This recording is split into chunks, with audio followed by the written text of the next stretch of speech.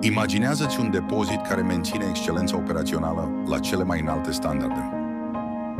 Imaginează-ți trasabilitate completă de la producător la clientul final, într-o lume unde transparența și responsabilitatea lanțului de aprovizionare sunt priorități absolute. Costuri reduse cu 40% prin optimizarea lanțului frigorific pentru produsele tale valoroase. Un sistem care funcționează 24/7, protejând calitatea fiecărui lot de produse. O soluție integrată unde accesoriile de siguranță protejează atât echipamentele tale valoroase, cât și personalul.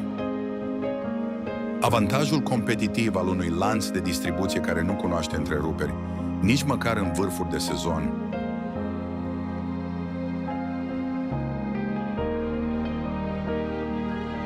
Răspunsul instantaneu la cerințele de audit și trasabilitate pentru orice lot de produse.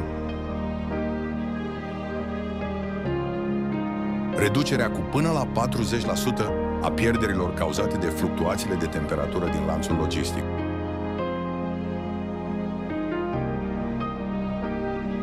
Conformitatea automată cu standardele specifice fiecărei industrii, fără efort suplimentar. Îmbunătățirea drastică a siguranței la locul de muncă prin reducerea semnificativă a efortului fizic și eliminarea muncii repetitive. Crearea de noi oportunități pentru dezvoltare profesională prin concentrarea angajaților pe activități cu valoare adăugată. Cum spațiul vertical devine aliatul profitabilității afacerii tale? Cum poți dubla sau tripla capacitatea de stocare a depozitului în aceeași suprafață, fără a afecta activitatea angajaților? Imaginează-ți o echipă de experți care analizează fiecare detaliu al depozitului tău pentru optimizare maximă, implementarea perfectă a unui sistem adaptat complet cerințelor specifice produselor tale. Imaginează-ți un magazin care spune povestea autenticității produselor tale.